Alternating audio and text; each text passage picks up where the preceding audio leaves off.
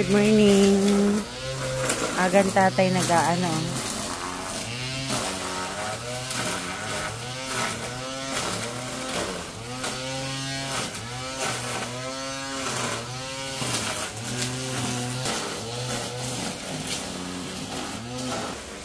Good morning. Today busy tayo kasi ako ay nag-aabang sa ticket ng SB19. Ayan, pero dahil maaga pa, luluto muna ako ng aming breakfast. Nakaluto na ako kanina ng ng egg tsaka ng dilis.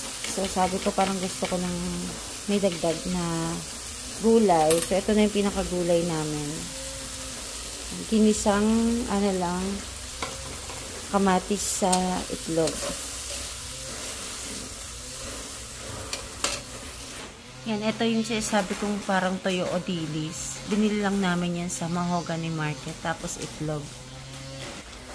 Kaya, gumising ako na maaga kasi binibilisan ko talaga yung galaw ko ngayon dahil kailan matapos ko kaagad yung payroll. Ma-disburse ko kaagad yung payroll kasi mamayang 12 ang start ng selling ng SB19 ticket. So, kailangan maabangan ko siya ng mas maaga. Kailangan makapasok ako sa website ng mas maaga. So, 30 minutes before or 1 hour before kasi hindi ko sure, hindi ko alam paano yung queuing. So, mas okay na mas maaga kaysa tawag dito, ipapasok ka sa mismong oras na for sure, madami kaming 18 million, hindi ko alam. Basta madami kaming 18 na nag-aabang para sa May 31 na concert. So, sa may malayo na sa Philippine Arena, pero okay lang. Yan, gusto namin yan para makapunta din kami doon. So, kaya sabi ko, gigising ako na maaga, tapusin ko lahat ng mga ko. Normally kasi pag nandito kami sa Tagaytay, nagigising kami ng mga alas 9, alas 10, pero ngayon, gumising ako ng alas 6. Di pa nga ako guys, naghihilamos. Kasi nga, sabi ko, para tuloy-tuloy yung gawa. Tabi-tabi lang naman dito. Ayan, tuloy-tuloy ang gawa. Para mabilisan. Kasi, kailangan ma-hit ko yung time. So, bago yung time na yun, so, kailangan tapos yung mga gagawin ko. Kagagaling lang ni Daddy sa, sa palengke. May mga binili siyang, gusto niya maggata. Bumili siya na itong mga to, Ayan, bumili siya ng Coco Mama. Anong gagataan natin? Ay, may nilabas na siyang tuna. So, may sito pa yung bata, Ayan. Tapos, ano to? Ay, ano to? Oh, ganda ng lagayan, Ito, gagamitin ko tong basurahan. Ay, Tay! Kung may iuwi ka, pwede mo lagay dito. Maganda pa siya. Kasi minsan nag-uuwi siya. Kasi minsan pag hindi nauubos yung mga pagkain dito, kailangan iuwi para para hindi masira dito. Ito, pinamalengke din to kanina ni Daddy. Ngayon, ililipat ko dito, gawa ng, ito ang mas magandang lagyan ng prutas. Ayan. Kasi magagata ako kaya may ganito. Lagyan ako ng tuna. Ayan. Sana nakabili sila ng kamyas? Nakabili kayo ng kamyas? Ay, wala. Di bali, may dried naman ako dyan, kamyas. Ito kasi ang maganda. Meron kasi silang binili na mga prutas. Saging. Ito. Ayan, star apple. Paborito ko to Star apple. Kaso malagkit to. Pero okay lang. Gusto ko pa din siya. Lagyan natin dito. Naglalabas siya, lagyan mo sa cabinet yan, Indoy. Kasi kapag nilagay ko ito sa mababaw, gugulong. Kaya dito ko siya nilalagay. Chico, kanina mo ito binili kay nanay? Doon sa suki natin? Bango, May bango ng Chico. Pero hilaw pa. Matitigas pa. Hilaw pa. Pero ang bango. Pag mabango, hilaw pa. Ito medyo hinog na to, pwede na to. Okay, mother. Pag kay mother, matamis, masasarap. Naman.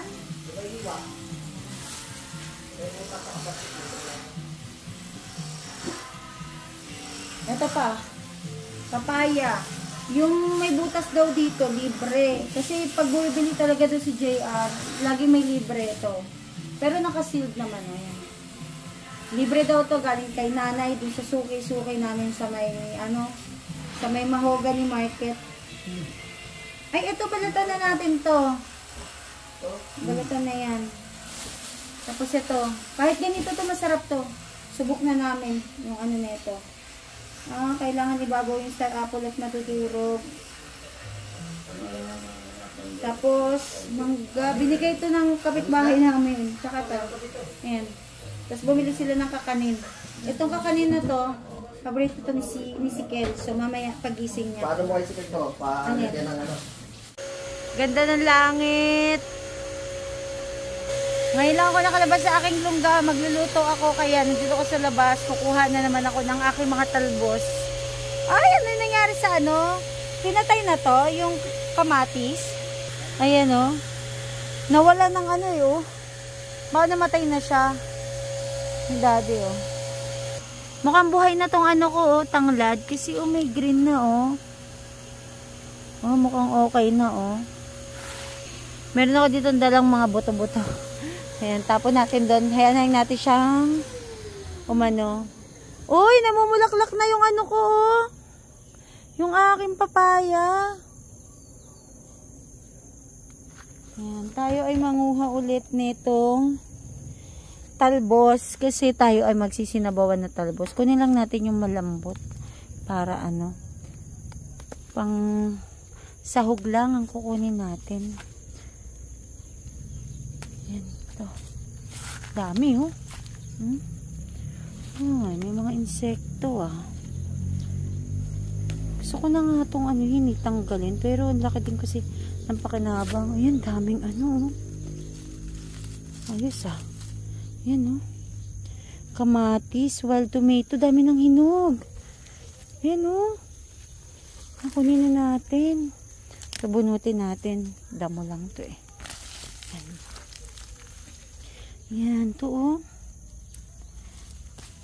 Kaya kami, tuloy-tuloy supply namin ng kamatis kahit na nagmahal yung kamatis eh. Laking bagay. Yan oh. Dami. Dito tayo. Ito, bunutin natin. Nakuha natin yung ano. Kamatis, ito na lang ang isasahog ko.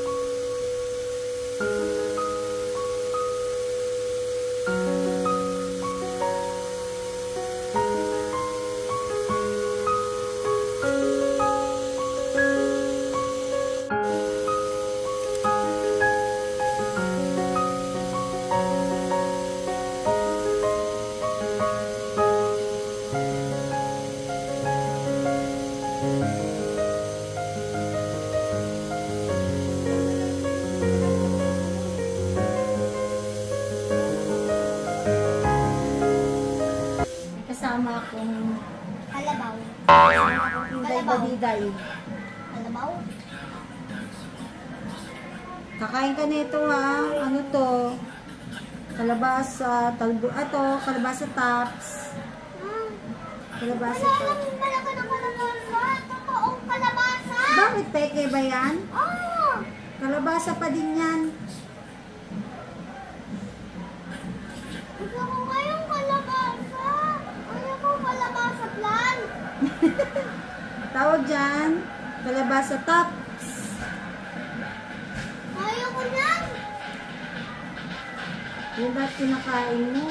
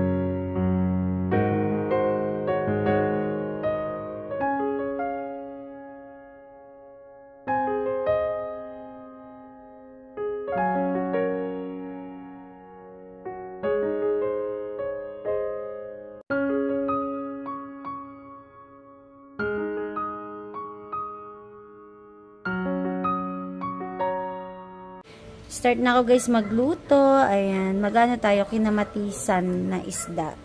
Tapos yan, hinaluan ko, hindi ko na kanina pinakita pero naglagay ako nitong sili tsaka nitong talong. Lagyan ko din siya ng ito, alam niyo na yung kamatis na libre dito sa amin. Ayan, nilagyan ko na din.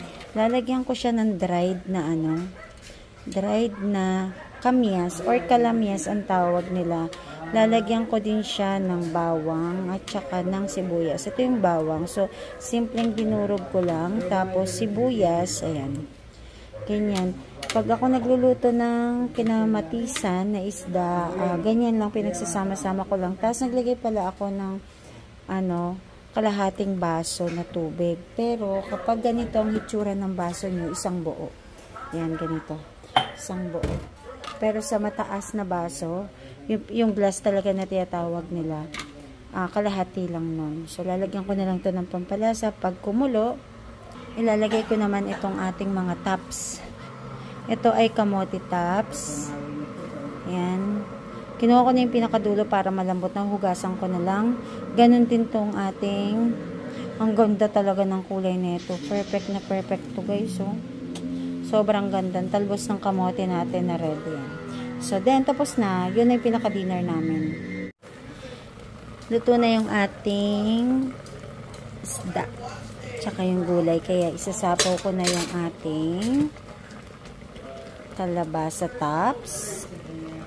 Ayan. At tsaka, ito lang nakuha kong kalabasa tops. Tapos, sayote tops. Ay, sayote. Kamote tops. Ayan. Isang kulo lang yan. Tapos, okay na. Tatakpan natin para mabilis.